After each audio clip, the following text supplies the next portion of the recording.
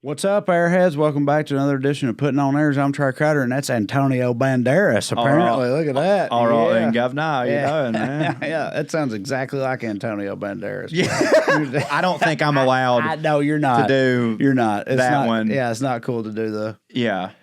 But it should be, because, I mean, he's like a fucking I think what it sexy captain of sex, okay, you know. but here's where I think it goes. I think if I actually could do a genuine Antonio Banderas impersonation, that's fine. Yes. But I've never practiced that. So what would happen was I would just do a very generic, whatever he is, impersonation. And I think that's kind of always how that really is. Like, if you can nail it and you sound just like him, nobody gives a fuck. I want to agree with you, but I saw this. I remember watching Hard Knocks, the training camp show on HBO, the NFL training camp show. One of my favorite shows of all rules. time. Well, you know, I am unfortunately a Raiders fan, which don't hit. And why is that, by the way? I'm a Raiders fan because, people often want to know that because I'm very, very Tennessean and proudly. But I've been a football fan my whole life as long as I can remember. And when I was a kid, Tennessee didn't have a professional football team. The Titans did not exist yet. And at the same time, I had this older cousin, my first cousin, who was more like an older brother to me that I looked up to. He was like 5 years older than me, who I, looked up to and everything. And he was a drug addict and a felon. Yeah, so naturally. Huge Raiders fan. Huge Raiders fan. And so I just kind of latched on to that. Said fuck the police a lot, I'm sure. Yeah. Love Dr. Dre, all that shit. Yeah, he's the one. Of course, great. Hits real hard, dude. Yeah. He introduced me to Dr. Dre and all that shit, which was awesome. Is he still with us? No, of course not. No, sorry. No, baby. He OD'd years ago. Yeah. But, rest in peace, BJ. Love you, cuz. Anyway, he was a big Raiders fan, so I also was like, I'm a Raiders fan too. And but it just stuck, and I've been a Raiders fan ever since. I also love the Titans, but I've just never left the Raiders for some reason. Why the fuck were we even talking about that? We were talking about Hard Knocks, Antonio Banderas. Yes, okay, so the Raiders were on Hard Knocks a couple years ago, and they brought in Frank Caliendo to training camp to entertain the players. And Frank Caliendo, master impressionist, he was there. Right. He was there because he does a perfect impression of the head coach, John Gruden. But while he was there, he also did some other impressions, including Stephen A. Smith, noted African-American sports talking head, shit talker, and it wasn't hidden for them. Frankly, Caliendo was kind of bombing. Really? Even was the impression good? Dude, it's Frank Caliendo. Right? No, it was I know. Perfect. I know. It was note perfect. Right. But he was kind of bombing. It wasn't really hitting. And I just remember reading on the internet afterwards where people were talking about how it was kind of an awkward saying because Caliendo wasn't really hitting for them or whatever. And some people were saying like, "Yeah, well, look, here's the deal." A lot of people don't appreciate a white guy aping a black man. Right. What, probably poor choice of words. I don't mean it that way. I know. It's fucking impersonating a black man. Right, yeah. No matter how good it is. Right. And I don't have a better explanation for it other than just like athletes.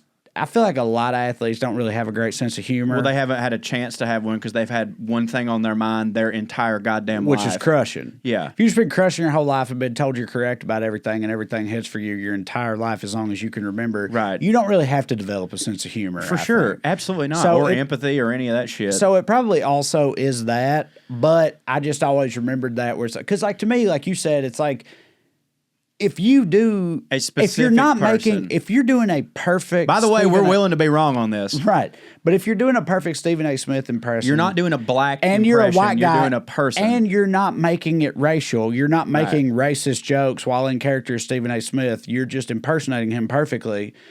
I don't see what's wrong with that. Me either, but again, we're white. Apparently, not everyone sees it that way, so you're probably correct to have not done an Antonio Banderas impersonation. Contrast despite really channeling him with that chest hair. To contrast that, though, there was a clip that went viral like a couple weeks ago as we're recording this of a white dude doing a Charles Barkley impression, which was like one of the best impressions I've ever heard in my entire life. I'm pretty sure that guy hits for Charles Barkley, and they've had him on Inside they the have, NBA. Yeah, they have, and also like because of all Charles that, Barkley's cool. He is cool, but like Charles Barkley also doesn't represent the entire black community. But like I remember like Rex Chapman shared that or something, and I remember my first thought was like, oh shit, I bet the comments are about to be like some fucking bullshit on this.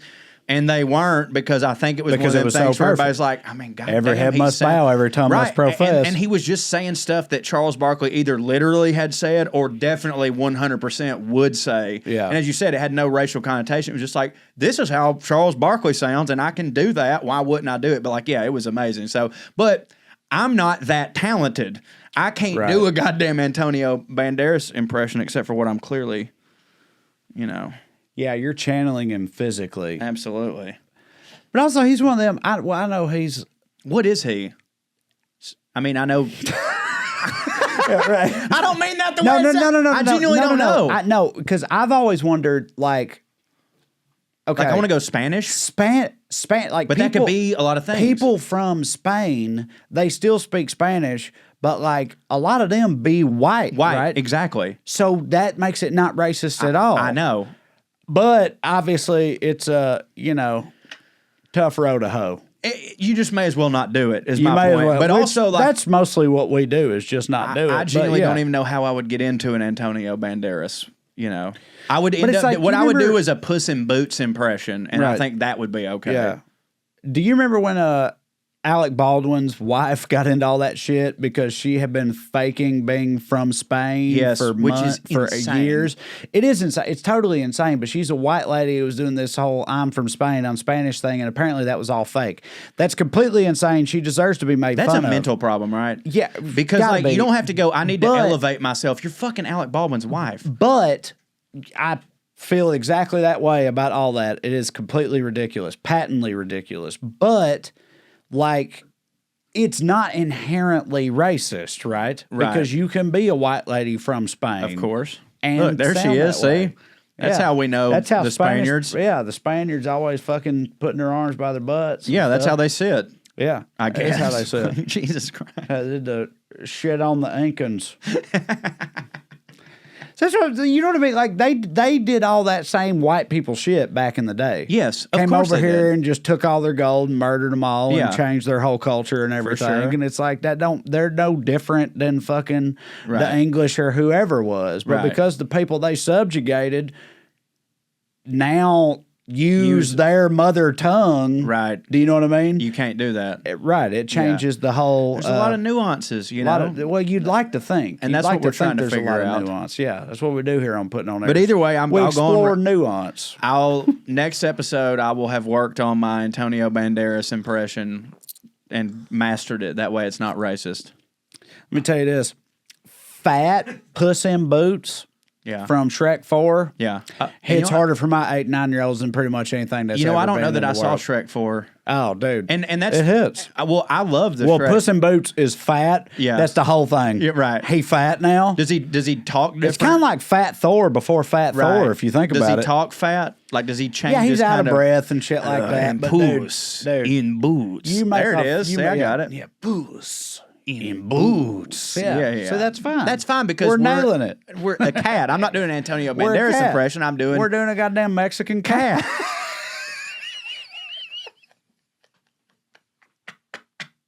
A Spanish cat. That was a joke. Y'all know what I'm saying. It was the goddamn before. Always. The goddamn Mexican goddamn Mexican cat. Out there eating all these fucking burritos and shit. Burr has a bit about that, but that's such a Southern thing too. Is like there's so many times that our papas and our uncles, had they not said "goddamn" before they said a thing, it would have totally been fine. It's like in the Burr bit. It's like literally just putting the word "fuck" before the ethnicity as opposed to afterwards. He's like, if you say, "Hey, yeah, this Mexican motherfucker came in here," it's fine. But if you're like, "This motherfucking Mexican showed up," then it's like it changes the whole context. Just like with our papas and stuff like that. If you're like, "Oh, why was your daughter late for dinner?" If he'd have just said, "Oh, she was down at the Mexican restaurant," that'd been fine. We go, "Oh, she was down at the goddamn Mexican restaurant." Yeah. That implies a certain like angst level of towards disgust towards the Mexican, even though that's just how he talks. Right. Yeah. 100%. We're gonna run into that a lot. We are probably already have. I would imagine. We literally just did. That's why we're discussing this. So okay. So I wanted to say, we talk about fancy people on this show. One thing I was thinking the differences between our cultures. I feel like when fancy people, and I'm sorry to upset any fancy people with this statement, but I feel like if you're fancy, having a parent or your parents die awesome. Hits. Yeah, because right? It hits. I mean, dude, Batman. Yeah. Like, I know it fucked him up. Sure, it fucked him up, but like they were in a different situation. But it turned him into Batman. They were in a different situation where like they actually did have a bit of a relationship. You know, like he was like young. He was like 7 or 8. Well, you know, in Lego Batman, where he's like he's doing that fucking EDM song or whatever. Yeah, he's like, but my parents died, super rich, kind of makes it better, right? Because like it does, and that's true. You get all these gifts. It's like the biggest Christmas when your parents die. If you're fancy, a little note about Batman is that they were murdered in front of him, which makes it a little bit different. Sure, and also again, he was like 7 or 8, so like it is a little bit different than if you were like 2. Look, it don't hit to have your parents murdered in front of you, even if you're rich. But if it hits harder if you are rich. The point that if you are poor. The point that I was trying to make is that for a lot of them super fancy people like archdukes and stuff like that. Like Henry VIII, for example, when his dad died, he literally didn't have a relationship with him. So the only thing is like, oh, your dad died. Yeah, that sucks. But it's like you don't really have a lot of memories. And to them, it's like, oh, great. The guy who never really gave a fuck about me is dead. And now I get to do a bunch of cool shit because of it. And now I get to, like you said, like when they die, most of them people in that situation are going like, I can't wait for the will reading, baby. Yeah, again, it's like mega Christmas when your parents die. I feel like a lot of like fancy people at a certain point, you reach a certain point where you're kind of sitting around waiting for your parents to die or something. It's like our equivalent of getting a development deal. Like they know like, oh, it's coming in now. That's when all the hits come through. Yes, exactly. Is when your parents die. Because before that, they weren't hitting at all. And listen, I know that it don't hit to have your parents die, even if you're fancy. Of course We're just saying... Well, you've had your parents die. That's why you're fine to talk about this. You're pretty much Batman. That's why I'm bringing this up. That's why that's the difference between our cultures. Like, if you're super rich and your parents die, even if you're real close to them, and obviously it don't hit, now you got a boat. Exactly. Which hits. Nothing bad's gonna happen. And it's like that. It's like that old Louis bit about how like when you have money, you get paid money to have money, but if you don't have money, it costs money to not have money. Yeah, and that's so true. And it's the same thing with having your parents die. So I saw a tweet the other day that emphasizes that, which was somebody put up. I wish I knew who they were, but they said, "My bank just explained to me that I don't have what it takes for a $980 mortgage. I don't have good enough credit for a $980 mortgage, so I guess I'll keep paying this $1,700 rent." Right. Like it just costs you money to be poor. Yeah. So on that note, I want to share a personal anecdote. This is how trash I am. This is how on the opposite end of the spectrum of fancy I am. So I was raised mostly by my father because my parents split up and my mama found out about oxys, which really hit for her. And Oxycontins, by the way, for anybody that's not used to the nomenclature. She was selling them and stuff, went to jail a couple times, whatever. Me and my mama are cool now, but it was a whole thing, as you could imagine. Not really Martha Wayne. But, no. But when they got divorced when I was 7, my mama got custody of us because that's just literally automatically what happened. Yeah. Like that. At that time, especially in that part of the world, it's still was now. The mother just gets the kids. Yeah, dude, like, not straight up. Dude, not for matter. nothing. Like that's still. I don't know if it's really exactly how it works, but nowadays, still in the South at least, when you hear that like a woman lost custody of her kids, you're like, "Whoa, she must have been doing some shit, boy." Because they just, especially, and again, love my mama, but she was doing some shit. I know. That's what I'm saying. She still got custody of us. I don't think it was that bad then, whatever. We ain't got to dive into all that. But either way, she got custody because that's just automatically what happened. But we, from the very beginning, stayed with my dad all the time because, she was busy. Doing some, right. Yeah. And so we stayed with my dad pretty much all the time. So pretty quickly, my dad decided, I ain't giving her ass no child support. Right. I'm the one supporting these kids. And like, to her credit, she never made no shit about it. And also to his credit, like, he was the one supporting. So I get it. But the thing is, we don't fuck with in redneck culture, we don't fuck with the law or lawyers or the court. Police. Court don't hit. You don't do anybody that which is any type of red tape. Which is why it's so ironic that rednecks are so fucking tight with cops nowadays. So like, when the fuck did that happen? Yeah, because that ain't never been a part of our culture. I have theories, but that's not for this show. Yeah, right. So my dad just stopped paying child support because he was like, "Fuck that." Yeah, I support them. Here. They're here every night. And again, matter of fact, she should come through with something. So, to her credit, she never made any issues about that. She just let that ride because she understood what the deal was. And that went on for years and years. And then when I was in high school, it's something because, child support like goes through the state.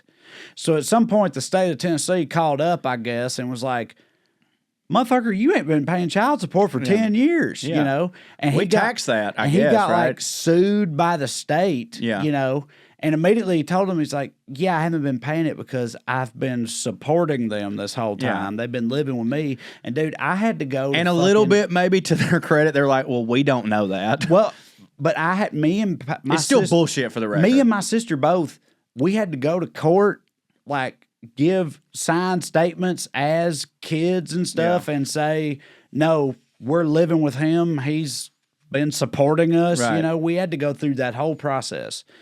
And the way it all worked out was at the end of the day, they were like, "Okay, we're not going to put you in jail because we get it, but we going to need that. This money. You still owe all this money." So it was like, the state was like, "You still owe all that money. We're not going to put you in jail, but you still owe all that money." And the thing, though, is like, were they, in their minds, are they going, "You owe all this money that we're then going to give to the mom," or is there just like, "You owe this to us"? Yeah, and no, the other thing. That's unbelievable. Yeah, I know. Well, actually, no, it's not. Again, I'm not going to dive fully into how I feel about all of that, but no, go off, baby. But she, but so basically, the state said you don't have to go to jail, but you need to pay all this back. And he was like, "Well, I don't have no." Tell him I ain't got it. I was like, I don't have all, because at this point it's tens of thousands of dollars. Of course, right? And he was like, "I ain't got it." And so they said, "All right, well, what can you give?" And he was like, "Well, I don't know, $25 a month or something." And they were like, "Yeah, we'll take it, whatever." And that settled it, and that was the end of it. And he had to pay $25 a month after that. In perpetuity forever. Like literally forever. Literally, it would have been forever. And never would have paid off. Never, ever. But that, and also, not for nothing, that's how a lot of medical bills work in this country now. That's how that works. It was the same type of thing. So he started paying $25 a month just for forever after that, even though he hadn't done nothing wrong. So fast forward years Which is, later, by the way, proof that they don't actually need it or want all of it. Like, they just want you to have to give them something. Because like my sister has a thing with her daughter where like she had this huge medical bill and they didn't have insurance at the time. And they're like, "All right, well, you can just give us $10 a month." And it's like, that'll never even fucking make a dent in it. And it's like, literally just like, we got to get something from but they you. start at this big number, and then you're like, "Well, I can't do that." And then you go down and they go, "Oh, well, you can just do that." And it's like, so you don't even really, so it doesn't matter. So really, it didn't even cost that. Like nobody, like you didn't have to do this shit. You have to get something from me. Yeah. Yeah. So fast forward 10 years later or whatever, my dad gets pancreatic cancer and dies in 2013. And after he dies, just like Batman. Yes, just like a lot of people. Yeah. But so that happened. I'm the fucking oldest son. I got to fucking handle all this shit or whatever. But there was not much shit to handle. My dad was poor. There wasn't an estate or anything. And so I was just basically canceling his fucking cable subscriptions and stuff like that, And then I get a call one day from the state of Tennessee that's like, "Are you Trae Crowder?" "Yeah." "So you are the son of Trae Crowder, recently deceased?" "Yes." And they were like, "Well, your dad still owed the state of Tennessee however many tens of thousands of dollars," which, for the record, all those payments were then going through the state to my mom. Right. Which I didn't even know at the time. But either way. How much of that 25 was she getting, though? Like, once they took their cut? I think most, if not all of it. Oh, really? I think so. Okay. Because that's the thing that makes it even fucking dumber. They basically called me on their behalf, and they're like, he owes the state of Tennessee $30,000 or whatever it is. And I was like, "Yeah, I know. For child support, right?" And they were like, "Yeah." And I was like, "Yeah. Well, there ain't nothing, so I don't know what to tell you." Yeah. And they were like, "Okay, but there's a house, right? The house I grew up in." They were like, "There's a house." And I was like, "Yeah, there's a house." And they were like, well, so here's what you can do. We'll help you out. We'll help you out. Here's what you could do. You can sell that house and you can pay us back from the house money and you can keep the rest of it. You know, whatever we do. It's like my house. It was the equivalent of like a double wide trailer, but just a house. And it's in Salina, Tennessee. And not the property value. It is not worth much. Yeah, right. But either way, they were like, yeah, so that's what you can do. You can do that and you can handle it that way. And I was like, okay. And they just expect most people to be like, all right. Right. So I was like, okay, so that house now goes to me. We both acknowledge that. They were like, yeah. I was like, I'm the executor of the estate, even though there isn't an estate. You're the puke of Cambridge. So I'm responsible for this. So we're like, yeah, that's why we're talking to you. And I was like, so what you want me to do is you want me to sell the house that I grew up in and take half of the proceeds and pay y'all back for my own child support. That's what you're asking me for right now? Mm-hmm. And I swear to God, the lady on the phone was like, yeah. Can we call you back? Yeah. And I was like, yeah. No one's ever said it like that before. And usually these people are a lot dumber. Yeah, I don't know. Right. And I got a call the next day from some manager dude or whatever with the state who was basically like, again, to their credit, probably because I'm white, I imagine. Of course, bro. To their credit was just like, he was just like, yeah, listen. We just gone. You don't have to worry about that. It's all right. Which even though I'm white, I still can't believe that happened that way. I can't either. I still cannot believe that they weren't like, listen, because at least you were still poor. You're going to have to handle it some way, right? You know? But like, they actually listened to reason. And were like, yeah, we're not going to make you pay your own fucking child support. Right? Because like this is another one of those situations where it's like I didn't know that red tape was so easily pulled up like that. Right? You know what I'm saying? Because like clearly like. Yeah, I don't know, man. Like that's again, even though you were white, that still fucking blows my mind. But it also like pulls the lid back on the fact that like they can do that. They can do that, right? And exactly. again, and I made the joke just a second ago. They can do so much that they just don't. Yeah, do. And I want to go back on something. I made the joke just a second ago where I said like, oh damn, normally people are dumber than you, and like that was a little bit rude because like really what it is like most people just have a lot more other shit going on and they don't have time to think about stuff. Well, also, you were making that joke from the perspective of the powers that be. Yes, and that is how they think. That is how they think. Right, but like that's just so fucked up, man. That they're like, yeah, we can just. But the second that they're called out on it, they're like, damn, you're right when you lay it out like that. So I would like to, that was hilarious. I would like to say like, this is a proof of like, sometimes when there's some bullshit, just say something. But like, again, I still can't believe that they weren't just like, yeah, I hear you, but like, yeah, you're going to have to pay your own child support. You're going to have to pay your own child support. The state of Tennessee has a bill that's due, and it's got your name on it. Sorry, we're gonna make you the protagonist in a Willie Nelson song. You're your own grandpa now. You know what I mean? Like, but that's one of the more white trash things about me is that I almost had to pay my own child support. It's the most white trash thing about you. Which is saying something. For sure. Hey, y'all, it is time to dig yourself out of that winter hibernation. Spring is here, and it's time to get sprung. Boing, yoing, yoing, yoing, with Blue Chew. That's right. This episode is sponsored by Blue Chews. And, guys, confidence can take you very far in life, and it can also help in the bedroom. Take it from your boy, especially when it comes time to step up to the plate, and that's where Blue Chew comes in. Tell them about it, Trae, Neil. Yeah, with Blue Chew, it's a unique online service, delivers the same active ingredients as Viagra and Cialis, but in chewable tablets at a fraction of the cost. You can take them anytime you want to, so you can plan ahead or just have it on hand to be ready whenever an opportunity arises. By opportunity, we mean your wiener. Okay, yeah, cool. The process is simple. Sign up at BlueChew.com, do a brief consultation, very easy. Once you're approved, you'll receive your prescription within days, and that's the best part. It's all done on that there internet. No doctor's visits, no awkward conversations, no lines to wait in. Come straight to your door, prepared and shipped, made right here in the U.S. of A. Yeah, and if you're like discreet package. Yeah, and if you're like me, that discreet package deal is even a bigger of a deal because I still live in my hometown and my pharmacist and me graduated together, so that ain't it. You know what I'm saying?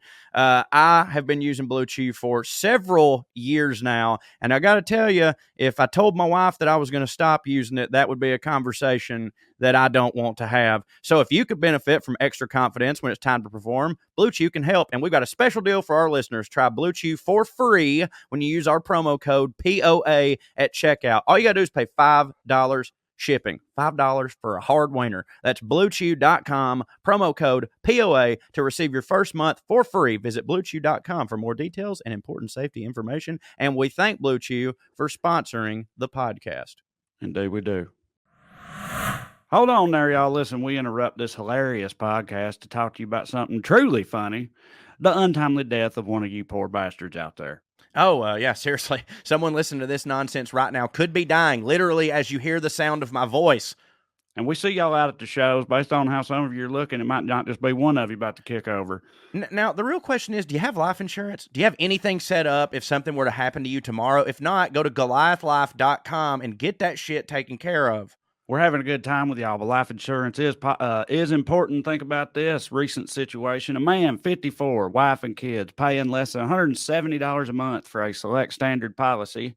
Sadly, this man passed from COVID, but fortunately for his family, that small monthly payment turned into a $500,000, $500,000 death benefit paid out in full. GoliathLife.com has made buying life insurance ridiculously easy. You basically do the whole thing without any of the silly conversations. It's all online, and you choose your terms and payments that fit your budget. And if you do end up going through and getting the medical exam, they'll come to you at your house or even your sorry-ass job you've got if you're not too embarrassed about it. GoliathLife.com makes buying life insurance simple. Get multiple quick quotes right now from the comfort of your own home or trailer park and begin your application in a few easy clicks right now at GoliathLife.com. All right, so my subject for you today, I like to try to find the overlap in the Venn diagram between fancy people and our people. And today we're talking about hunting. Hunting, a thing both sides love. Let's talk first about our side of it. So hunting, Joe, both sides in terms of us and across the pond. And fucking bags of shit exactly. like us. Yeah, exactly. So in our bag of shit culture, hunting is huge. People love hunting. Yeah. What's your relationship with hunting? Yeah, so that's what we look here. So get it. Pop.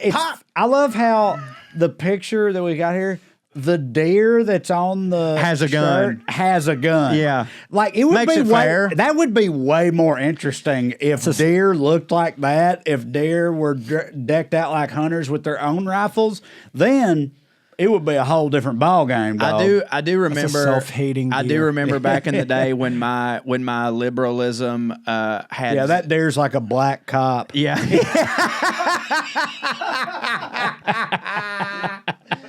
I do remember back in the day when my liberalism had zero nuance or practicality, and I thought, like, you know, the only way that hunting would be even tolerable for me is if people only did it with knives.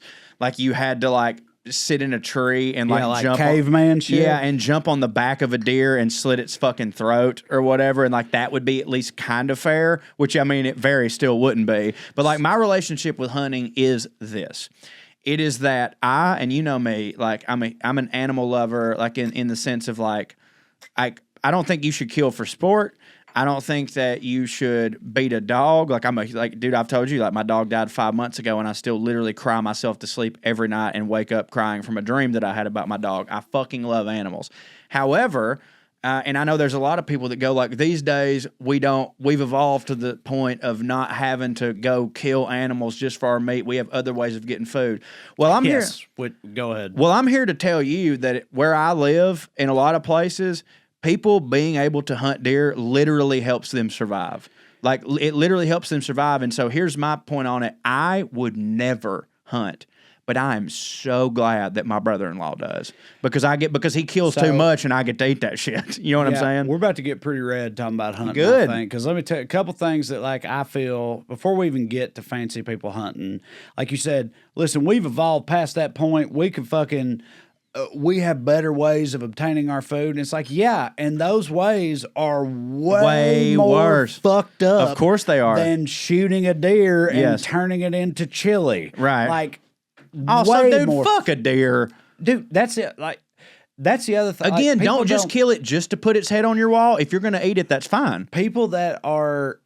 Yeah, I completely agree. Generally, if you are a hunter and you hunt and you eat everything you hunt, then, buddy, that's just the way the fake Lord intended. And where we're from, like, that's the experience I have with people. That's what we do. Right. Yes, right. All the redneck hunters I know, they fucking eat the shit they hunt. But also, like, there are genuine conservation arguments to be made about hunting. You know what I mean? It's like, we got all these deers out here fucking shit up, and there's a million of them.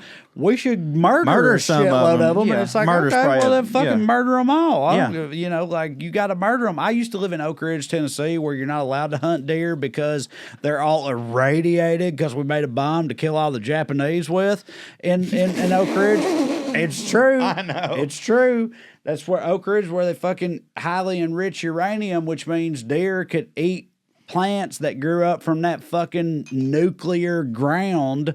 And so they're not safe. They got green eyes and shit. They're not safe to hunt, so you can't hunt deer in Oak Ridge, which means, dude, deer are basically running Oak Ridge. They are fucking everywhere. Yeah. Like, I love how you say they're running Oak Ridge like they're just behind the counter at the Dunkin' Donuts. they might as well be, dude. They where might as I'm well from, be. yeah. They are fucking everywhere. Yeah. Like, and so there's an ecosystem in place, and culling a large portion of a general population in the animal world. Look at that. See, them guys are giving us a bad rap. I know. See, well, that's what we look like. That's what we look like when not me and you, we fat and no hip, but like, this is what our people look like when we're hunting. But I'm saying, even, because, you know, we do we've had people ask us at shows, after shows in like Seattle or wherever, places outside the South, they'll bring up hunting, like how y'all feel about hunting. And we always get defensive about it. We're like, honestly, it's kind of fine. Yeah. Like, you don't understand. And you hate to go like, nuances. oh, it's just part of our culture, because like there's certain people who could be like, so is beating gay people. There are genuine arguments to be made in favor of doing that. Of course there are. There's not beating gay people don't ever have any good arguments for it, unless they just like, well, that's what we want to do. But killing a few hundred deer, there's arguments to be made in favor of it. Especially if they're overpopulated and you're going to fucking eat it. Also, if you look like that, that's fine. Yeah, see, and so you see here, like, this turkey. is how much of it. Obviously, this is a bride. Also, wedding shit. If you didn't want that turkey to get shot, Obama should have pardoned it. You know what I'm saying? But like, yes, dude. Like, I maintain that if you like are genuinely, my brother-in-law, for example, like when he shoots a deer, I promise you, every single part of that deer is getting eaten by him or me. 100%. He has never just been like, I'm killing this deer strictly because it's got a huge rack on it and I want to put it on my wall. Now, he does that too because, like, what are you going to do? Throw its head away when it hits? Like, that would be rude as well. But, like, I don't really get...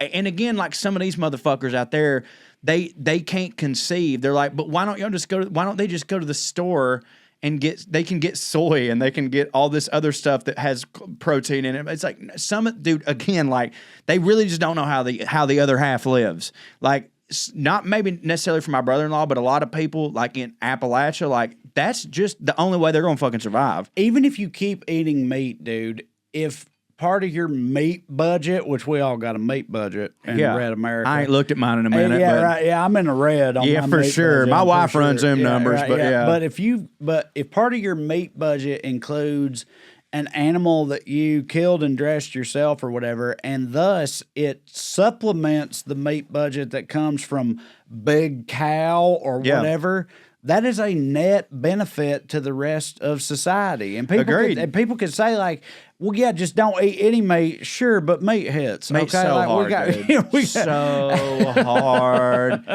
dude. But yeah, we get. That's a great blind right there. We get creative with it. See, no deer's going to recognize that. But yeah, right. Do you think that motherfucker's just doing it for sport? Like, that very much seems like necessity. You know what I'm saying? Yes, but here's the thing. I think that people, I mean, especially...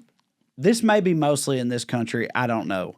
But I think in this country, mostly when people think about hunters, they think about our people, fucking red-ass motherfuckers. Not doing it for sport. But the truth is, like, fancy people love hunting too. They just look really different when they do it. Russ, you have a picture of fancy... Look at that. That's what they look like when they are hunting. Yeah. They're on horseback with a fucking herd of trained murder dogs. Yeah. Them dogs don't do nothing but murder more innocent animals. Well, to be fair to them dogs, sometimes they just point out the murders that have already happened so that you can go pick up your murder bird. No, dude, they brutally murder the foxes. They chase them down. Oh, the foxes? They chase them down. They rip them to pieces. But do people eat foxes, though? Do. No, they don't. But why do they kill them then? Because they don't hit. Foxes don't hit for them.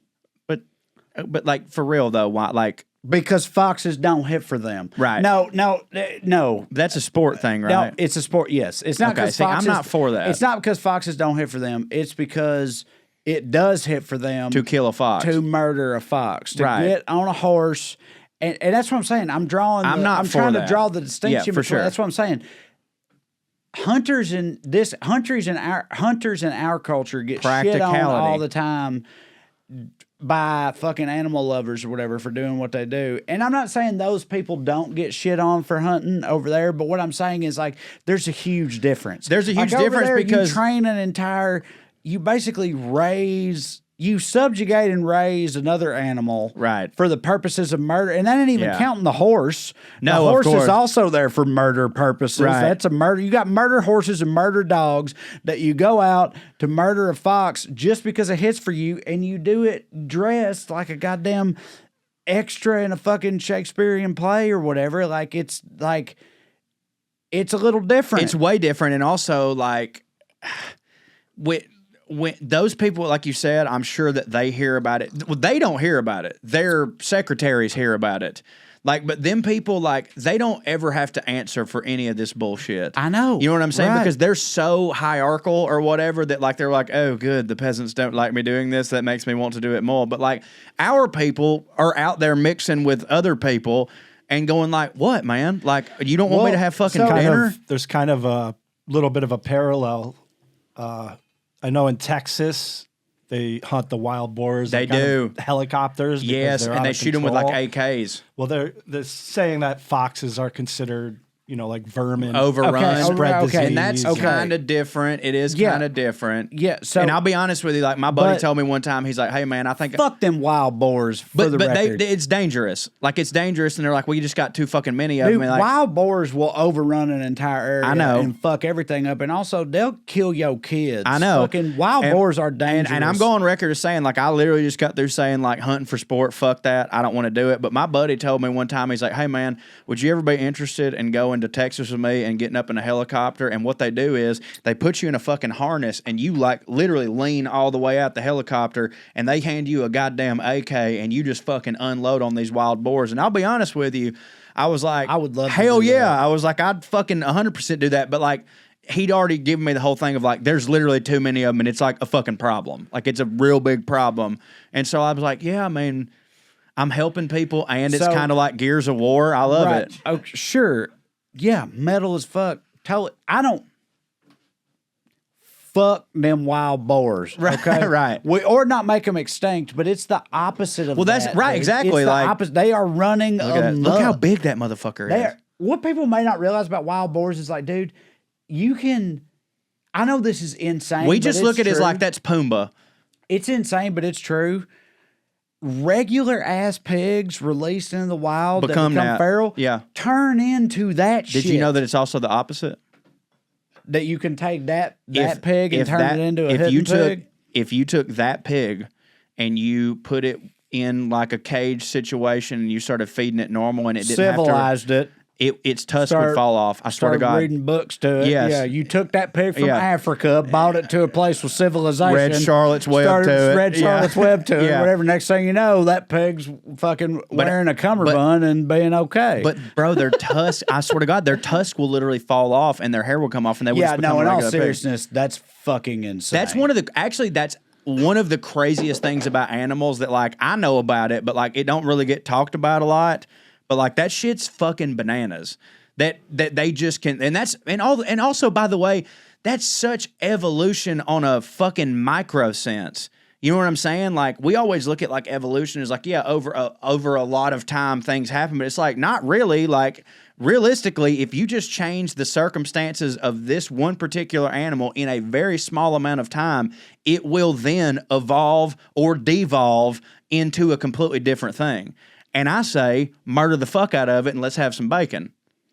Yeah, no, I agree with you. But we were talking about, so foxes, I know that people justify it by saying they're vermin or whatever, but it was actually there are laws over there in England about fox hunting because people decided that it was immoral or whatever. But what's funny is they made laws against fox hunting, but them motherfuckers still be hunting foxes. Of course, because those people don't apply. Laws don't apply to them. Exactly. Right. They just do whatever the fuck they want to do. Yeah. And that hits for them. And one thing that's different about us than them in that is that, like, so where I'm from, you know, like I'm in a battlefield, like it's the Chickamauga battlefield where the Battle of Chickamauga, bloodiest 2-day battle in the entire Civil War happened. And in that battlefield, it's protected. Like, there's a shit ton of deer, dude. Like, fucking a shit ton of deer. But it is illegal to hunt deer in the park. Like, you can't do it. Like, that's not allowed, obviously. And I literally have never even once heard of anyone breaching that. You know what I mean? Like, dudes around there are just like, okay, we're not supposed to shoot them there. We'll go shoot them at Billy's house, whatever.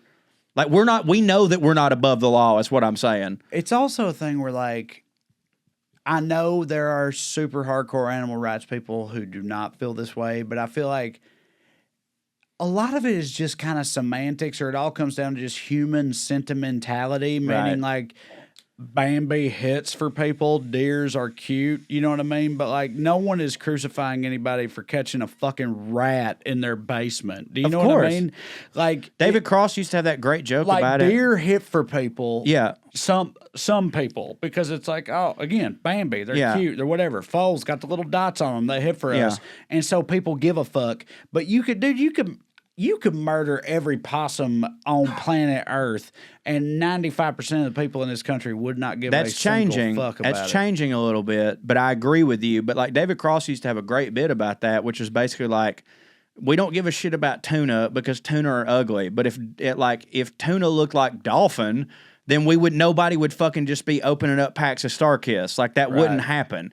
But like, I do think with possums, it's changing a little bit, especially like just in our culture. Like, because when we was growing up, like, all you ever heard was like, if you see a possum, fucking run. They've got rabies, and like all they are is just like disease riddled fucking vermin. They don't hit to look at. No, they don't. But like, they're a little cute. Like, they're like kind of so ugly that they're. Say you're a sweet boy. I know, but they're so cute that they're so ugly that they're cute a little bit. But I'm saying, like, we've learned now that, like, that's not true. Most possums absolutely do not have rabies. Yeah, most possums are cool. Possums are cool, and they're beneficial to a lot of shit. Yeah, right. So, like, and nobody's eating possum. So, like, if you did just go kill a possum, you were just being a fucking dickhead.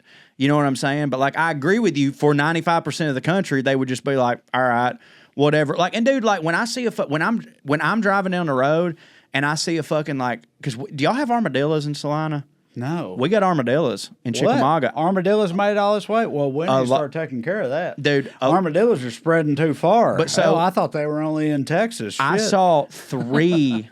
I did too, but I saw 3 dead armadillos on the side of the road the other day, and in different spots. And, like, I remember driving by. Them's just tank rats. I know. All them are. I know. Rats with armor. And so, because they're such a foreign thing to me that I never think about aside from just like they're rat tanks, I drive past them, and like my main thought on them is like, every time I drive, I go, damn, I can't believe we got this many that I keep seeing like dead armadillos, but I don't ever feel any type of way. Right. However, and this is just me, like, bro, I get upset about squirrels. I don't know what bunny rabbit. Bunny rabbit, say a cute especially bunny rabbit. Dude. If I see a fucking dog or a cat that's gotten hit on the side of the road, and I'm like, that's where I'm driving past, I will make a note in my mind of like, take a different way home because I can't see that again. Like, that's gonna really fucking upset me. But at the end of the day, it's not like I knew this dog. I didn't know this fucking cat. The same way that I didn't know this fucking armadillo. But for some reason, in the hierarchy of my brain, it's like some animals mean more than other animals. And realistically, right. And every human has that. And I think the reason is because when you see the dog or the cat, you immediately go, that was someone's. You know what I mean? So I'm not necessarily upset about the dog. I'm upset about the person. You have the same thing about squirrels and bunny rabbits and stuff, and you know those are wild animals. I know, but nobody owned that animal. But do you know why I started feeling that way about squirrels? I started feeling that way about squirrels because I found out that squirrels live in the same place for years and years and years. Like, when you see a squirrel and their family in a tree, their papaw squirrel lived in that same tree. The great-grandpa squirrel lived in that same tree. They're not just out wild running about. The reason that I get upset when I see a squirrel die is because I know for a fact its kids saw his dead body. I'm not fucking kidding, dude. I'm not fucking kidding, because like they say, like the squirrels in my mama's yard, they had squirrel ancestors that go back to the Civil War. So when they, so you had like racist Confederate squirrels just being like, these goddamn northern squirrels coming down here fucking shit up. Like you had you had squirrels that owned slaves. Yeah, of course. What, I got this gerbil that does stuff for me, but I give him a fucking tree stump to live in. Like, what are you gonna do? Yeah. But like knowing that, like every time I see a squirrel, I think like, because dude, have you ever seen them videos of like there'll be like a squirrel die and then there'll be other squirrels that come and like bite its tail and like drag it back across the road to like ostensibly probably give it a funeral. That's why that upsets me, because I think, and I've broke fucking down, dude. I've broke down. I had to pull over. Like I remember 2.5 years ago. Now, granted, like I was super fucking hungover, coming down from a party. My serotonin levels like weren't great. I'd probably been doing coke for like 20 hours or something like that. But I just saw a squirrel on the side of the road, and I saw its leg just kind of like, it was like still hanging on. And I just remember thinking like, its kids are going to wake up in a minute, and like, because their dad just left from their tree to like go get some nuts or whatever, and he never fucking came. He went to get some squirrel cigarettes. You know what I mean? Like, I'm not a squirrel doctor, but I don't think that's how squirrels' brains work. How do you fucking know, dude? I'm not a squirrel doctor. You don't think they love? They don't think they have the capacity to love? No, I don't. You don't think that squirrels love? Hold on. Hold on. You're about to make the case for squirrels. I'm about to make the case for any animals loving. Love is a very complex human emotion. I think that maybe I'm not saying they have best friends. I think maybe great apes, elephants, and maybe dolphins. Oh, really? You've never seen? I'm sorry. You've never fucked with a baby. You've never fucked with a baby bird and seen the mama bird come up. You've never seen that. You've never seen that. You've never seen a goddamn. I've seen fucking ducks, dude. Ducks don't give a fuck. They love their families. No, they don't. I'm not saying that they have like best. Dude, most of these motherfuckers you're talking about will eat their goddamn babies. They don't give a fuck. You're talking about crabs. I've seen that. I'm not just talking about crabs. I'm just saying, you don't think they have the capacity to love? No. Yes, they do. What? So dogs don't have the capacity to love? Dog. You've lost your fucking mind, son. Cats don't have the capacity to love? No, cats are only made of hate. But they love their babies. Which hits. They love their babies. No, they hate in different ways. All right. I mean, I'm not going to argue that. I appreciate cats' hatred. Yeah, me too, but I'm just saying. Cats' hate is what makes cats squirrels hit are for me. They're capable of love. Squirrels are not capable of love. I think anything love. Anything with a heartbeat is capable of love. Anything with a heartbeat is capable of love. Any living thing. The human definition of love. Yes, for sure, I believe that. They eat them. Yeah, well, if like they had to live. We got people that. But how about this? Those are just the serial killers of them. They don't all do that shit. We've got women that drown their fucking babies in a tub. Are you going to sit there and say to me like, no? You're going to sit there and say to me like, oh, humans don't have the capability of love because sometimes a mother drowns their fucking baby in a tub. You are anthropomorphizing. I hope I didn't butcher that word. No, you did. You are anthropomorphizing fucking every animal. Yes. You're giving them human characteristics. You're giving them human characteristics that they do not have. They're capable of love. They do not feel love. Yes, they Squirrels? They feel love. They're rodents. For their babies, they feel love. No, they don't. Yes, they do. No, they don't. They feel love for their parents. They don't. I've seen them cuddle, dude. Like they feel love. No. They keep them warm. They might. Animal mothers. If you watch a squirrel long enough, you'll see it either rape or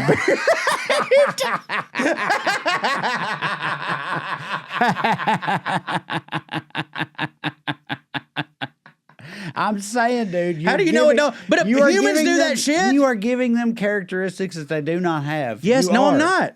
Yes, you are. You're telling me. Yes, you are. No, because if we do this, then my dog did not love me, and I will That's not live. That's not what I said. Okay, so a dog's different than a squirrel? A dog, dude, people force dogs to love them. Squirrels love their dogs kids. Dogs love anything that fucking gives them the amount of fucking food and attention that humans do. Dogs are programmed to love you, which is fine. Love their families. Dogs do love you. They are programmed to love you. I swear to you, I've seen a squirrel whimper over their dead father. No, you haven't. Yes, I have. No.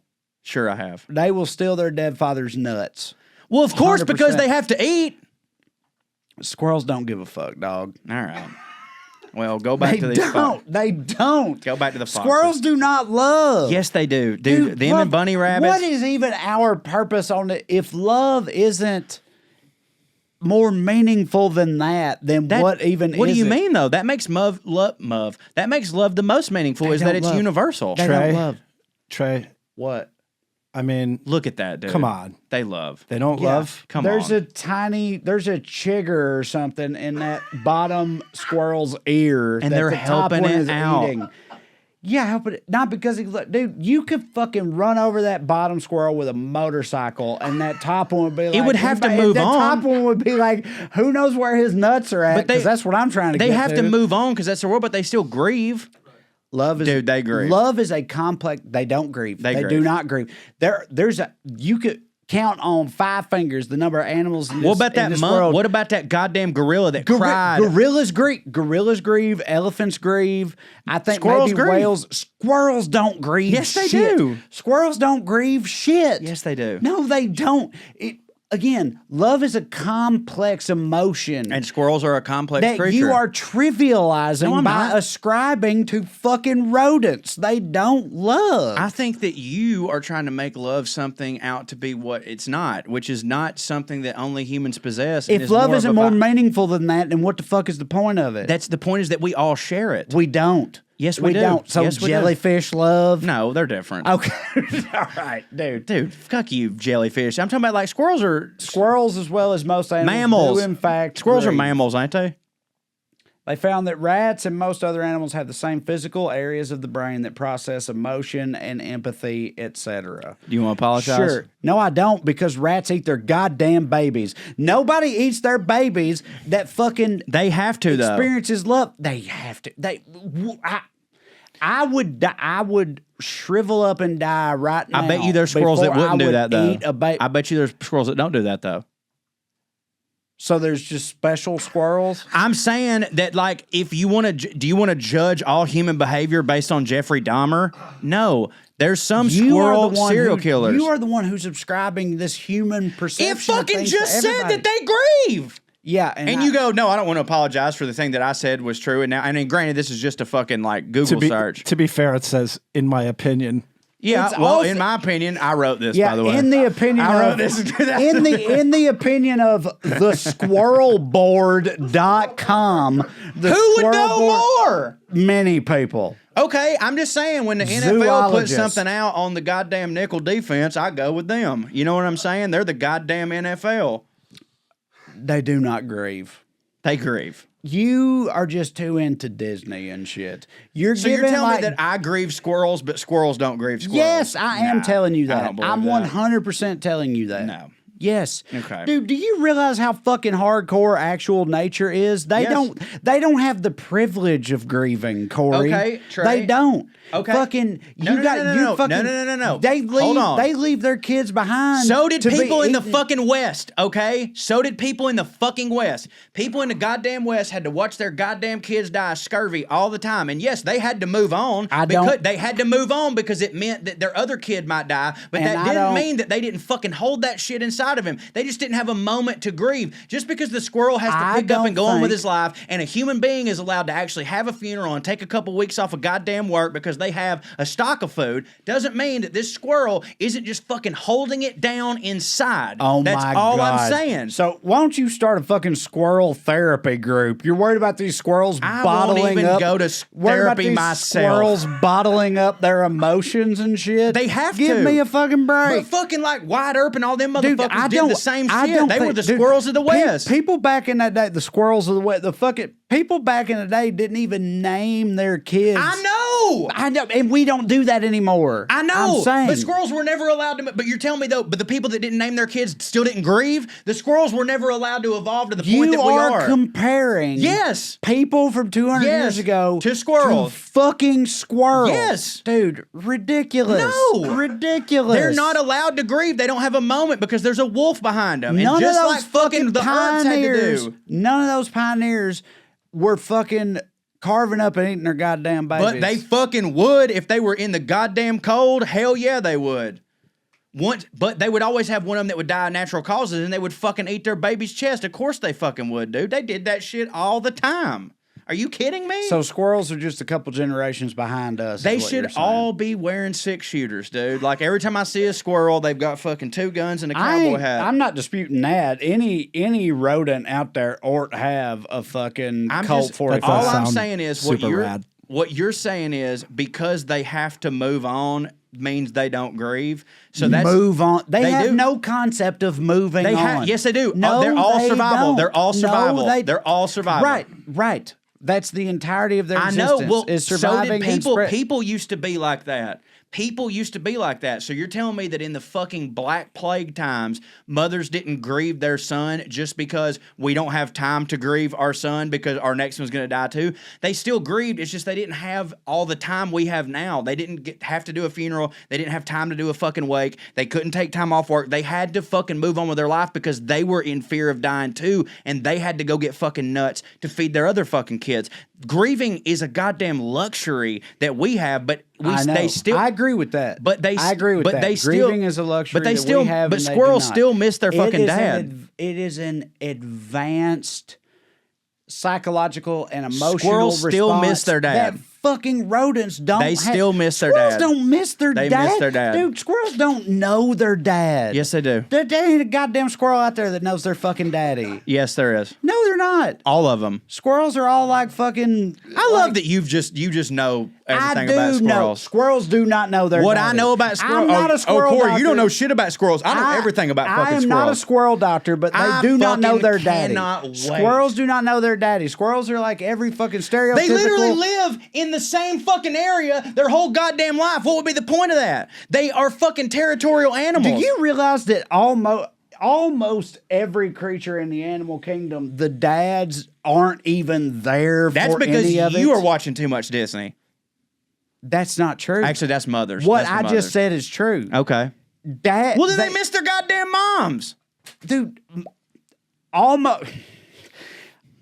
I'm not a goddamn animal doctor, but near 90. You ain't shit, 90, apparently. You're just making shit up. So are you. No, I'm not. What's your fucking science? I'm not making. Squirrels can love. Everything I'm saying is fucking backed by science. 98%. Share your sources, Trae.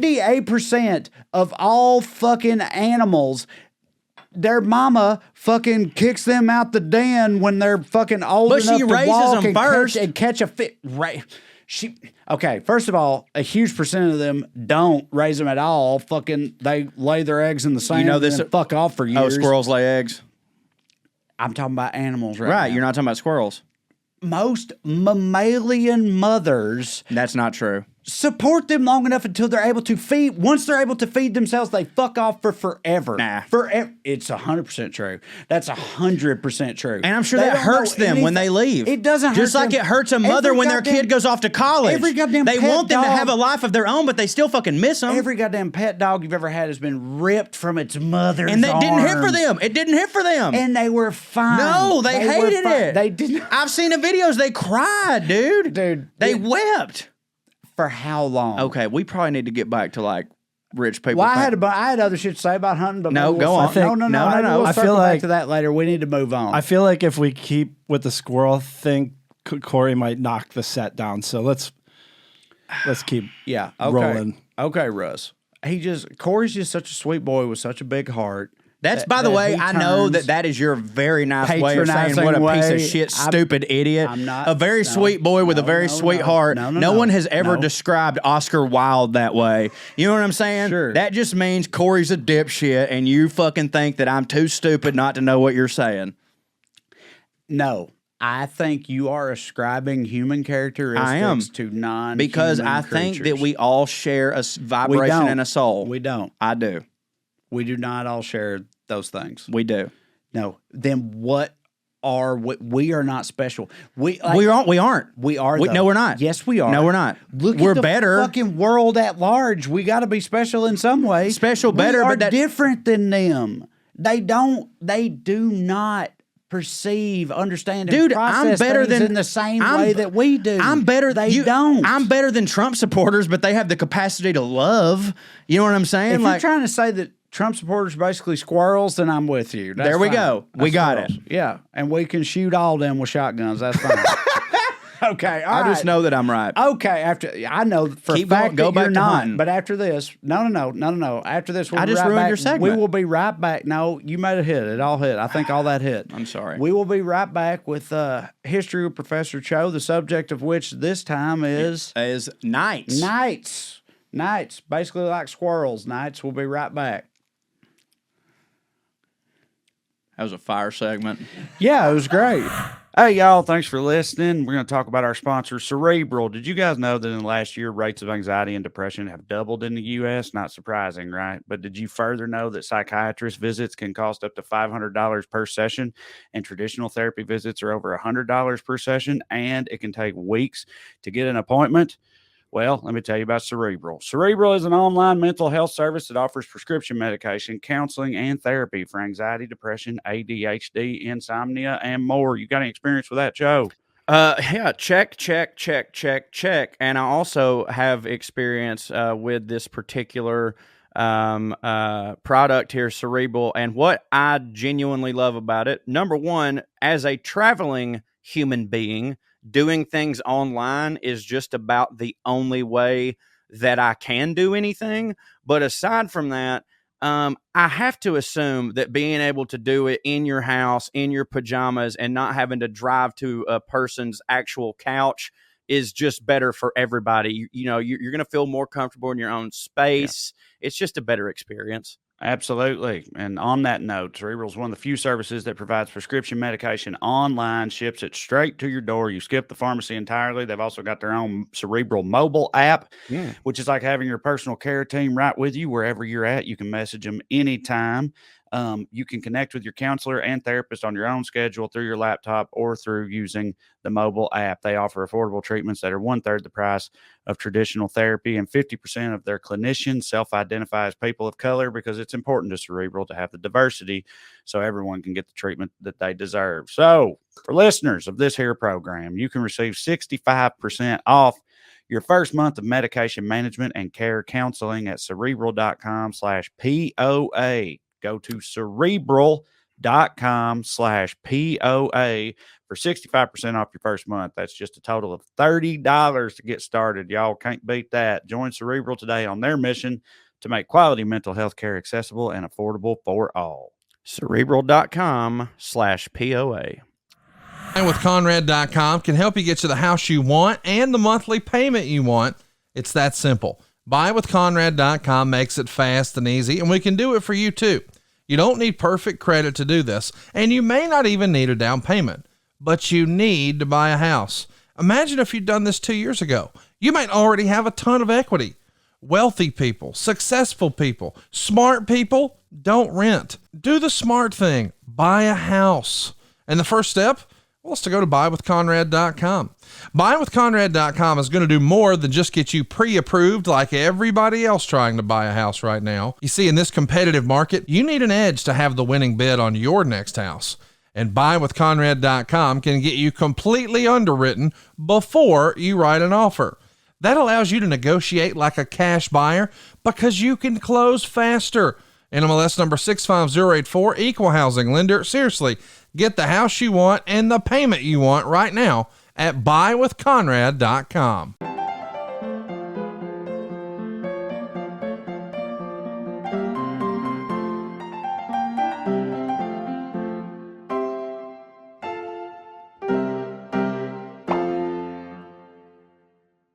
All right, history with Professor Cho on the subject of knights. As always, I like to give you a little breakdown of what I already know about the subject at hand. And when it comes to knights, not that much. I feel like when I was younger, I thought that knights were like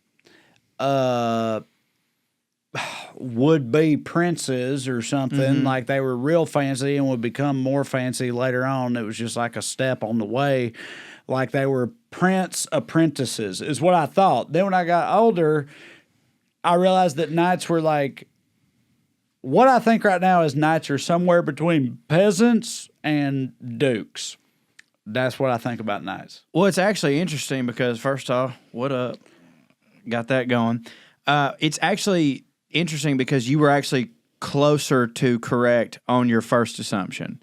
in that, and that's not what I thought. Like when I saw knights, I always was just like, okay, these are these people that are employed to like we talked about last episode on the Queen's Guard, right? These are the people who are there to protect the king and the queen, and as we found out talking about them, like they were very underpaid and like had really shitty conditions and shit like that. But like, no, your first assumption was correct. Like in order to be a knight back then, for the most part, you actually had to be highborn, like what we see with like I knew that because I didn't know, like I never really like they wouldn't let peasants do shit. I know they wouldn't let peasants do shit, but like fighting for somebody, I always thought they would let them do that. I thought it was like put you them on the front lines with a pitchfork or whatever. But to have a horse in a battle, that's your daddy had to be somebody. No, and dude, you've actually really fucking nailed it. And like I didn't necessarily know that. Like to me, like anytime I was ever looking at anything, just because I'm from the fucking South,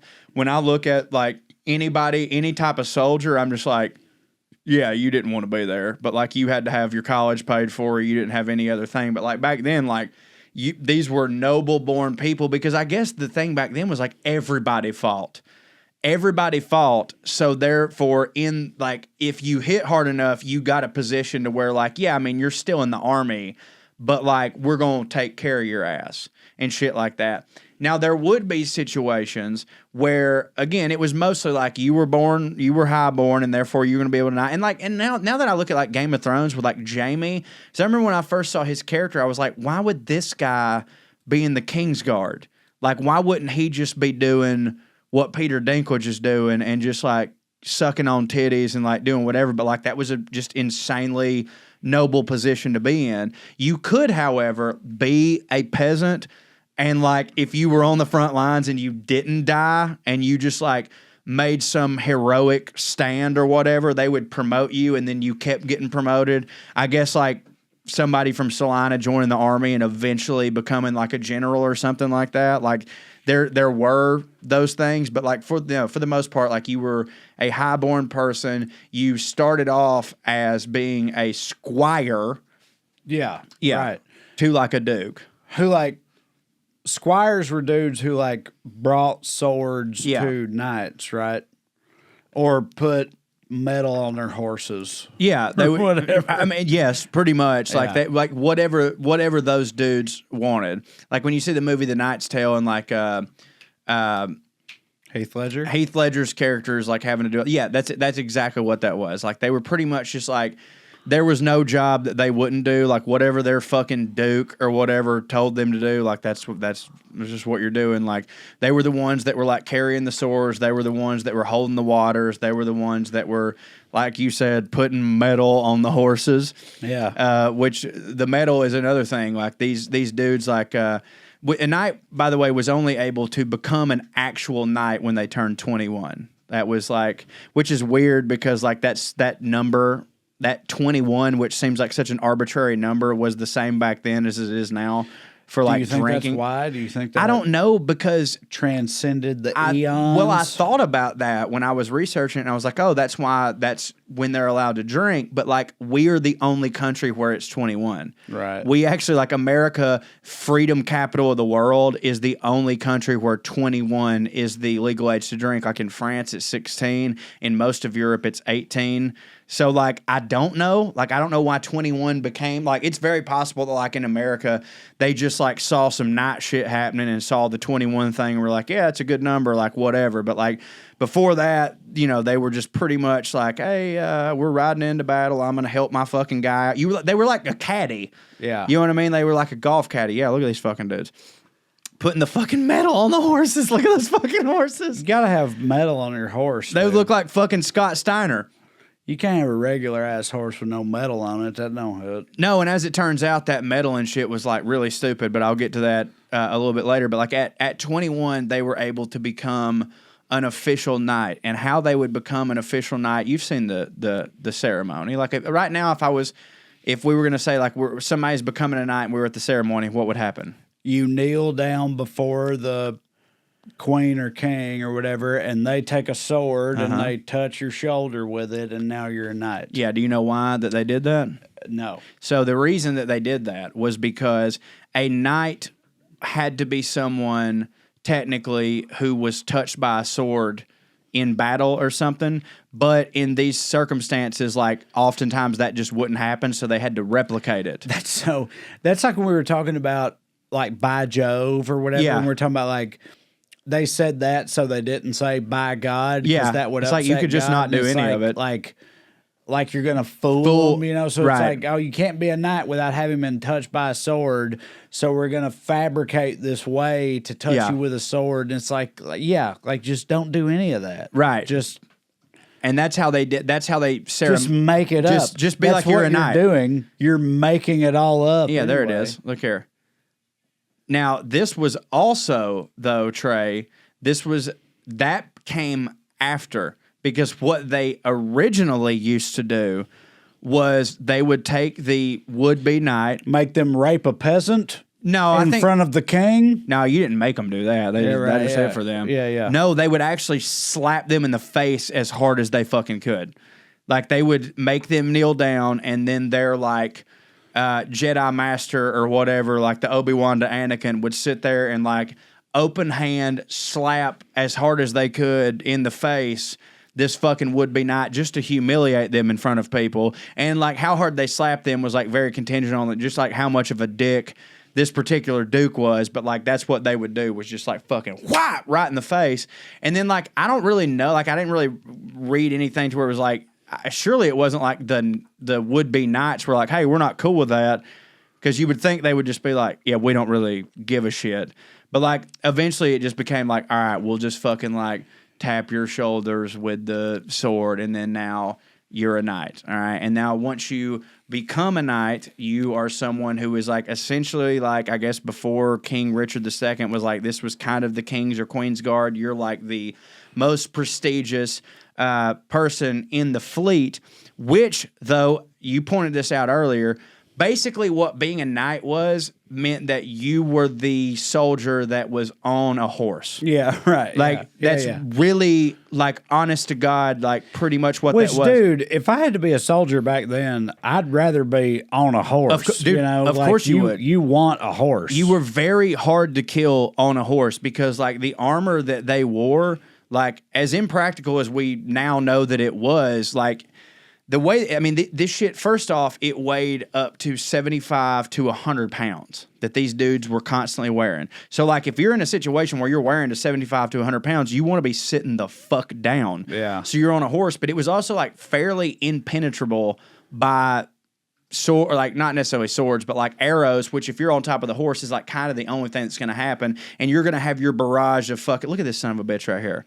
Like, they would just wear that into a battle and be like, yeah, I'll be able to, like, shuck and jive and yeah, but the thing is, like, that shit worked, didn't it? It worked. It was hard to get, with the shit they had back, they didn't have bullets or nothing like that. So the shit they were working with back then, that made it hard to pierce your heart. It made them almost impenetrable by, like, arrows and stuff like that. But if you were, they had some people on the other side that didn't have that shit. If you were able to get one of them dudes on the ground, they literally wouldn't be able to get up. Right. You know what I'm saying? Yeah. Now, that goes to another thing, whereas, like, actually, though, this is kind of a weird concept to, like, wrap your head around, but, like, if you're on the other side and you capture a knight and you kill him, that actually was, you then would get killed by your superiors for killing a knight of the other side. I've actually heard this before. Like the people that were fancy or whatever on the other side,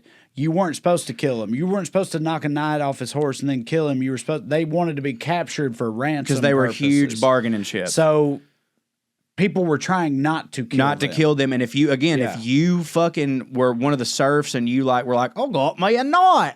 That, like, you would think that would like make your name like, yeah, I'm hot shit now, but it actually not even close. Right. And like I when I was reading this, I was like, what the fuck? Like, that's insane. Like, why wouldn't you want to kill the most hitting people? But again, it goes back to like they were huge bargaining chips, and now like you can't fucking hold them capture and be like, hey, we got one of your boys. But then I thought about it and I was like, oh yeah, I remember like in the movie The Patriot when like that was kind of a thing where like there was just this gentleman's agreement of like you don't shoot the officers. you know, you fucking shoot all the fucking little dumb boys. Peasants. Peasants. But like, we have a war back then was like a gentleman's arrangement. It really was, and like that's how crazy it is. Like when you watch chess, like war back then literally was so exactly like chess. Right. Where it's like you're protecting this, and we're gonna march all these peasants in front of you. Right. But you can't just come there and slap the whole board off. Right. You know what I mean? But back then they were like, even if you killed what would be a bad guy, if you didn't do it to the rule of how war was supposed to be, then you would get fucked with. But like to me, I've never maybe now we just send a fucking robot airplane with missiles attached to it into the heart of your town. And we do, but we still have people accused of war crimes. You know what I'm saying? Well, we need that. I know that we need that. I'm very aware that we need that. And back then they felt that they need that too. But like, it's always just been curious and funny to me that we're like, well, if we're able to sit down here and rationalize and make rule about war, then why are we even doing it? Like if take you're war crimes to another level and just not have war. Like let's just keep going with the negotiations. Right. Yeah. Because like, I mean, you're from the South and you've been pissed, I assume. Well, me and my buddies have fights. There ain't no goddamn rules. Right. I mean, there's no like, don't punch in the face. Like, obviously, don't choke them to death and kill them. But then like having rules is kind of weird because people do still about. die, and that's fine. Like, that's not breaking the rules when somebody dies.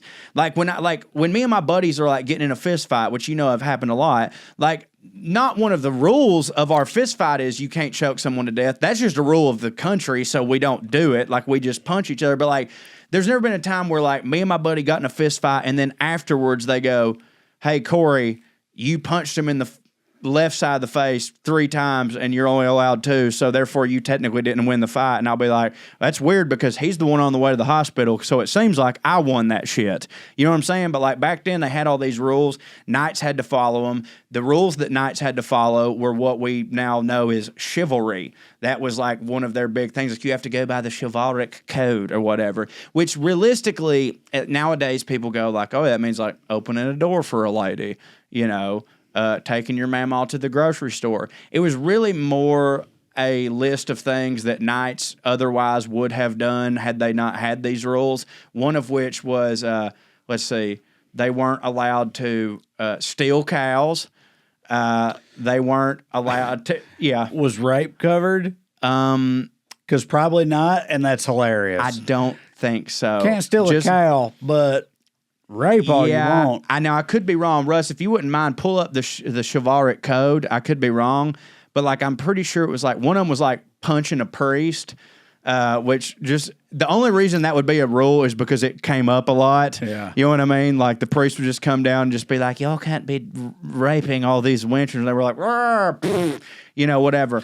Yeah, and then they were like, "Hey, it ain't cool to punch him, but keep raping all them wenches." Dude, absolutely. Yeah, so chivalry was an informal code. Yeah, you were supposed to fear God and his church, which I assume means, you know, don't punch a priest, live by honor and by respect the honor of women. All right, I'm sure that they loosely interpreted that one. You know what I'm saying? Yeah, women whose daddy owned land. Oh, right. Got to be. Right. Got to be. Right, exactly. But again, like knights, you know, lived a pretty privileged life in the sense of like, so these dudes were like insanely well paid. Like when you became a knight, you were given, I want to say like 400 acres of land that you would think, oh, that you then have to farm. No, they gave you slaves. And so you have 400 acres of land. You've got all these slaves to do all this shit. You've got a fucking ballin' ass house.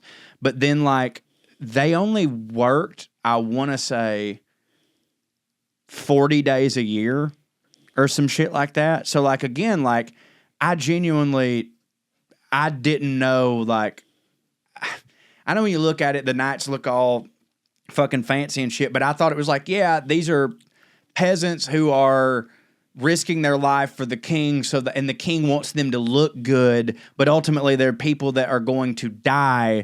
But like, no, they just like literally just had it made like all the time. Like they were constantly getting gifts from people, constantly getting land.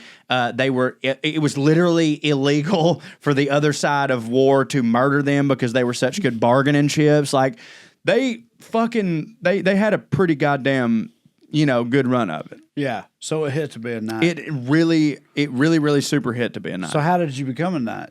Well, again, like were you born into it, or you were born into it. There was. What's that mean? Your dad was like your dad was a knight. Your dad was like a moderate duke or something. Something like that. Like honestly, if you look at like Jaime Lannister, it's like kind of similar to that. Like like your dad fucking hits, and then you're born, and then like, hey, you can. Was it possible to be a peasant or somebody that didn't hit then become a knight? It was. Well, how did that happen? It was like the same way as, I guess, being a comedian, where like, obviously, if your daddy was a super rich dude hitting comedian, you can get up on stage whenever you want. They're just going to let you have whatever. But like, you also could like open mic it out in the sense of like, you go to war as a peasant on the front lines and you don't get killed, and you like do some heroic shit that saves a knight or something like that. They put in a word for you, and then I'm sure you still got to keep doing all that shit, but then you could become an honorary knight, which is why Heath Ledger in Knight's Tale is not completely far-fetched, because he wasn't born of nobility. Like, he just kind of like worked his way up to being a knight. That's another thing, too. The jousting and shit like that with knights, like in the tournaments, that was actually kind of treated how comedians do open mics and like shows and shit. Like, those dudes toured. You know what I mean? To like make money. And it was like a big deal. And like nowadays, when you see the like medieval night show in like Branson, Missouri, it's obviously them doing a play on what those dudes did, but it's not really that actually different, because it all was for entertainment. You know what I'm saying? Like, it was just a tournament, and these dudes would come in and they would be like, hey, I hit at jousting. And the thing about when they were jousting was you actually could, like with anything in the world, kind of buy your way into being a good jouster, because all that it really mattered was if you had the most expensive armor that was super heavy, that armor would actually like hold up your joust. Like they didn't actually they weren't really holding that shit up. It was kind of propped up on their armor. The richer you were, the better armor you were able to have. A, it was impenetrable, and B, it would hold your arm in a stiff position, sort of like having your like hands wrapped when you're punching a motherfucker. And they would just constantly win. You know what I'm saying? But they would like tour. They would do all that shit. They would also, sometimes when they weren't doing the jousting and killing shit, they had a choreographed dance that they did, on horses, like dressage shit, that they would just kind of ride around, which they called, would you like to guess what it was called? A bunch of horses riding around? Ride horse? A carousel. Oh, okay. And that is where we get carousel, with all the horses fucking riding around and shit that. I swear to God. So as a knight, you had to not only be able to knock another motherfucker off a horse with a stick, but also train your horse to do a real hitting horse dance in a circle. Yeah. They were showmen. And that would make you hit. They were showmen. Okay. They were absolutely showmen. They were there to please the king. Also, as we talked about in Henry VIII, sometimes if the king wanted to joust, that usually meant that this knight, you would get killed. This knight probably about to get his shit wrecked. They would also so if you hit real hard at the carousel part or whatever, you wouldn't have to joust the king. I don't know about that. I genuinely don't know about that. Like if they were high, like it's probably they would have like, hey, the king wants to joust somebody, and they'd be like, well, I gotta be honest with you, Enric over here, he ain't really hitting for us. So like, let's throw his ass up there. I'm certain that that's like a little bit of it, but it seems like that would be how it works. But yeah, they only really worked 40 days a year. There was just so many of them. They slept in shifts. They one thing that was really cool about knights, and again with their nobility, is that like they were like a huge employer of like minstrels and singers and like bards and stuff like that. Just much like where nowadays you have like, 3 dudes with a guitar playing wagon wheel to a group of drunk miners at a bar. It was kind of similar. Like a lot of those dudes did those circuits just to entertain the knights who were being paid by the king and shit like that. But yeah, again, like I genuinely thought like, oh yeah, these are dudes who like nothing else, nothing like that. Look at that. There's no way that could hit, but like they really did live like one of the most noble lives of anyone back then that was still fighting for the king. So yeah, that's knights for you. Yeah. All right. And I never would have had a shot in hell of being a knight. You would have had to, and I think that you'd be good in battle. Yeah, no, I appreciate that, but no, I would not have. No, me and you would, again, we could only long for being a jester. Yeah, right. But yeah, I can fart on a goose. Yeah, you could fart on a goose. Yeah. But yeah, me and you. Please let me live. Yeah. I can fart on a goose. And I'll be honest with you, like, there's so many things that I read about this time, and I'm like, yeah, I mean, I just would have given up. Yeah. Like, I would have been like, oh, is this how it can only be for me? I'll go talk shit about the king and they can just execute me. Right. Like, I don't really give a fuck about none of that. But yeah, knights actually lived a life of nobility. It was really sweet. You only worked 40 days a year. Now, granted, like some 40 of those days, like often were in battle. But again, where it was literally illegal to kill you. Yeah. Like, you weren't supposed to be killed. Like, if you were killed, it was a freak thing and somebody got in trouble for that shit. So, like, of all the horrific ways you could live a life back then, right, there's worse ways than being a knight. Right.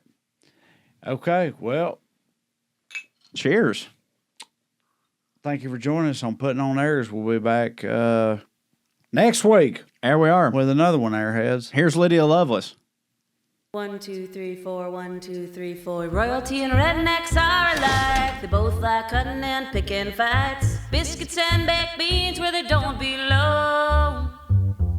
Sit on down with Corey and Trae and learn some fancy shit today. We'll laugh a little even when they're wrong. They'll take you to a magical place where if you call someone a cunt, nobody cares. They keep it debonair at Puttin On Airs. Puttin On Airs. Puttin On Airs. Puttin On Airs. What are we calling this? The postscript, I believe. I thought we got some suggestions you liked. We did, damn it, and I don't have them in front of me, so this will still one be of them clearing the air. Oh, I like that. Yep, that's what we're going to call this, clearing the airs. There was another one too. That's a pretty damn good one, clearing the airs. Well, whatever we're going to call it, we're here now for this week's. Everybody, listen. So, feel like I probably need to explain myself and go ahead. Or I don't want to explain myself. I mean, do you want me to do? Do you want to do mail? Do you want to do the mail first? No, I don't. Okay, I want to do this first. Okay. So we was drunk. I was drunk. Mm-hmm. I don't regret anything I said. I regret only the things I did not say. I just want everybody to know that. So I want to stress everybody, as I believe I tried to do on the episode, I believe that animals should be treated humanely and all that. I just don't believe that all animals, rodents included, are capable of higher order functioning on the level of something like romantic love. Mm-hmm. I just kept saying the same drunken things over and over without elaborating further on that fact. But I still believe that to be true. There's different sizes of brains. There's different levels of brain activity. There's a whole fucking spectrum. We're at the top of it. Up near us are things like fucking dolphins and elephants and shit. Down at the bottom are goddamn bugs and reptiles and stuff, and fucking squirrels are somewhere sort of ass in the middle, but up on the mammal side of the middle, but still close to the middle. And therefore, do not fucking pen romantic novels in the crevices of their trees in their off time or whatever.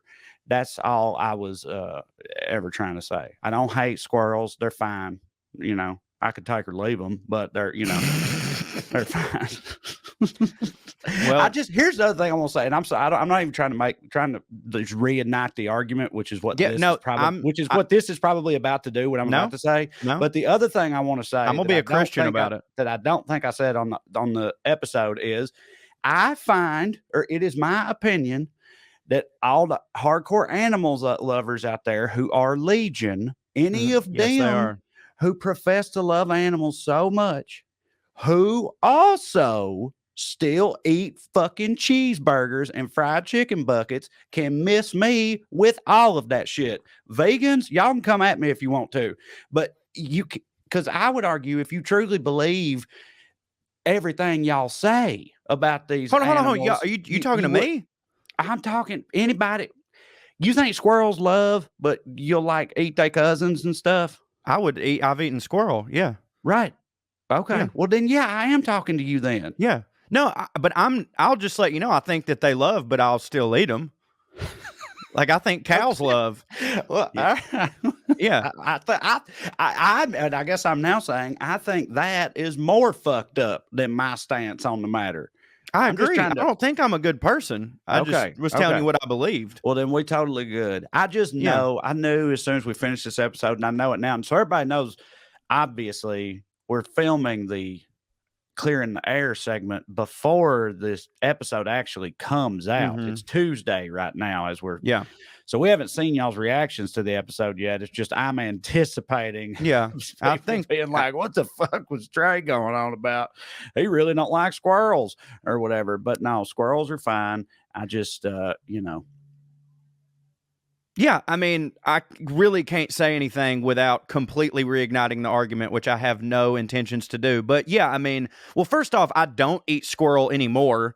And the only time I ever did was just because, like, somebody had some squirrel and I didn't want to be rude. Pigs are like objectively above squirrels for sure on the list of brains. And pigs are smart. We probably ought not eat them. No, we shouldn't. But now I still do because they just hit so hard. We're moving. I mean, we're moving ever closer to a world where we shouldn't really eat any of them because we're going to have it all figured out. But that's, buddy.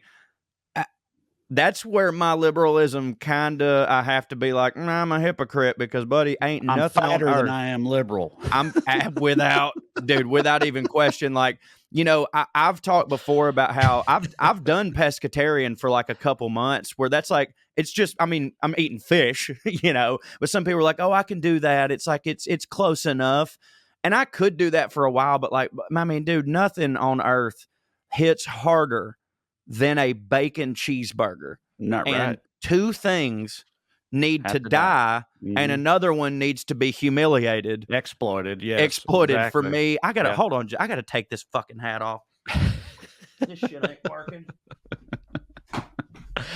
I guess on that note, while he's taking the hat off, I'll just say to y'all that I'm pretty much like when we're filming the real show, I'll be all gussied up or whatever. I'm not going to make any promises for this part. Yeah, it would be so hard for you to just put on a blazer. They're not. It is because Katie doesn't like me keeping all that shit in the guest house all the time. It stresses her out. She just moved it this time without saying anything to me about it and puts it in the fucking garage in the back. So when you come out here, I pull everything out of the garage for the few days you're out here, and then I put it back up. So it actually is kind of a big pain in the ass for me to go get all that shit, a different one every week just to do this one segment. I'm ordering a new outfit from Amazon every week to do this segment. So you live in a gargantuan house because you're in your hometown in Georgia. Okay. If I had the closet space you do out here, it wouldn't be an issue, but I don't. And I just don't have it's just not. Yeah. Also, you've got all this new shit. You gonna be bringing that new shit with you. All the stuff I've got is the stuff we've worn in the episodes, and what I have in that we haven't worn yet. I'd like to save to wear the next time we film. So, yeah. Okay. Well, now that we've cleared the airs, would you like to get into what are we going to call the mail segment? Is there a fancier way? This whole goddamn segment is clearing the airs. Yeah, I know, but I'm not going to do what I just did every week. I don't plan to anyway. Yeah. I might mention something from the episode, but I'm not going to go into my cross-examination of myself or whatever. I have a feeling that next week we're going to end up talking about this segment again because there's going to be something really funny that some PETA person comments to you, and I would like to read them aloud. Maybe. Yeah. Well, would you like to do some mail here on this same segment of Clearing the Airs? Okay. Here we go. One from Rufus. Oh, this is two Puttin On Airs, but it was an entertaining show tonight in Portland. Loving Puttin On Airs. FYI, Reagan, Dan Quayle, President Bush Sr. all visited Portland over 1984 to 1990. Quayle at least twice, Bush twice. We had two. This doesn't have shit to do with Puttin On Airs, but they did say they liked the show, so we appreciate you there, Rufus. Yeah. Thanks for coming to the stand-up show too. That's absolutely awesome. Appreciate that. And I'm not going to read all the ones that we got about gypsies, but there's Which, by the way, I will from now on be referring to as the G word, but I wanted to, because I don't think Tyson Fury calls himself the Gypsy King, like that's his moniker. Well, this is what we said on the episode. Yeah, right. I think I've always understood that it's like Indian. Some of them are down with it, some of them aren't. Now, maybe and for the record, not that at all, like we aren't. Maybe you just shouldn't roll the dice on that word, I guess. Yeah, I hear you. I don't think it's exactly like the fucking N word or anything. No, I know. Well, here's one from R. Taylor Quinn. Hey, Trae and Corey, huge fan of y'all and been listening to Puttin On Airs religiously every week. I did have to stop this week's episode for a minute to send you this, though. You mentioned how you don't think anyone in America has been racist against gypsies since we don't have many here. Unfortunately, I must correct you on this. A few years ago, this is hilarious. A few years ago, America's preeminent white supremacist Tucker Carlson did a segment on his show where he busted out a vintage bottle of 1749 European-style racism on the Romani people. I have included a link to this below, which regrettably I had to go to Fox News to find. Hopefully the next month the far right ads I'm about to receive will be worth it if it helped y'all learn something. Everything else about the show is awesome. Love, Taylor. Thank you, Taylor. Then from Mike Anthony, big fan of well-read skews, the whole, well-read oeuvre.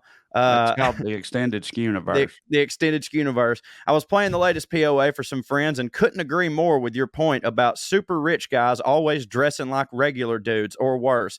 I'm a college sports writer and routinely go to media days for our football conference. I write for Georgia Southern, and they're in the Sun Belt Conference with the likes of other smaller Louisiana, Alabama, and general backwoods Carolina schools.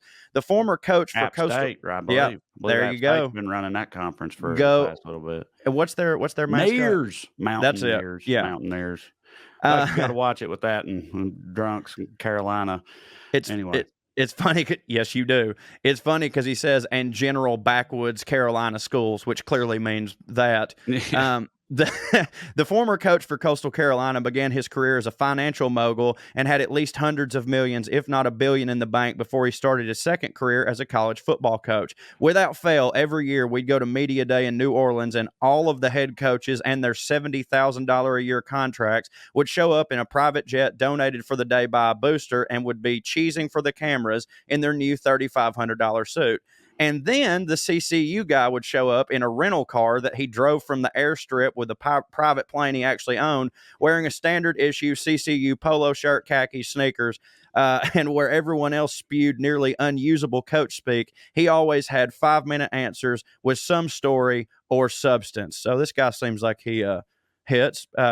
Keep up the good work, guys. You are awesome. That's Mike Anthony. Appreciate that. And then gypsies. Then we've got from LA Gothro. I cannot decipher what this means, but I believe she wants this read aloud. Dearest sirs, after viewing and listening to your content on YouTube, I find myself desiring to participate in your online discourse. I just don't know where, LOL. I've read a lot of history, and I have a lot of history books, and am very well spoken. Well, I had to give it a try. Keep up the good work, lads. With kindest regards, Lucy Gothro. So, Lucy, sounds like you did it. You did it, and also keep commenting on all the Puttin On Air stuff on Twitter. I promise you, the discourse gets. Well, I would not even say this because of how dumb about the thing I am, and I'm pretty sure you're dumb about it too. But we should at some point, I don't know, do a Reddit thing. I was going to say a Discord or something. Oh, I don't know how those work. I don't either. But hey, take that as gospel because I don't want to commit to nothing that I don't understand. But I couldn't think we that's just a thing have for the kind of thing she's talking about? It is. But don't sometimes just fans of a thing start one and then we wouldn't have to do it? Believe so. Yeah, go ahead and do that, Airhead. Start you a Discord. I don't know how they would get each other on there. Well, we would decide who the official Discorder was, there. And then I guess, we would pump it out sure. there. If somebody wants to start one, you want to publicize it on the show for other Airheads to join. If you want to do that, I guess you can do so and email it to this same email address. And So 2 more. Hunter Bryant says, I love you guys so much. Thank you for all the great content. I get laughs from you here and the well-read stuff in the Extended Skewniverse. Please come back to Huntsville, Alabama soon. I hope that we do. Love it down there. And then this last one, I don't know what's going on here, but I'm going to read it verbatim. It's in all caps. And I'm going to spell it to you afterwards. Denouement, baby. D-E-Y, one word, new, M-A-W, baby. Denouement, baby. They knew my baby? I was thinking they knew my baby is all I can come up with, but I don't remember us saying that. Like that seems like it might be somebody like either mocking or celebrating, whatever. Yeah. Our whole deal. Country ass way we said a phrase, but I don't remember us saying they knew my baby. Did we? I bet it was a squirrel thing. Maybe. Did we They yell? knew my baby.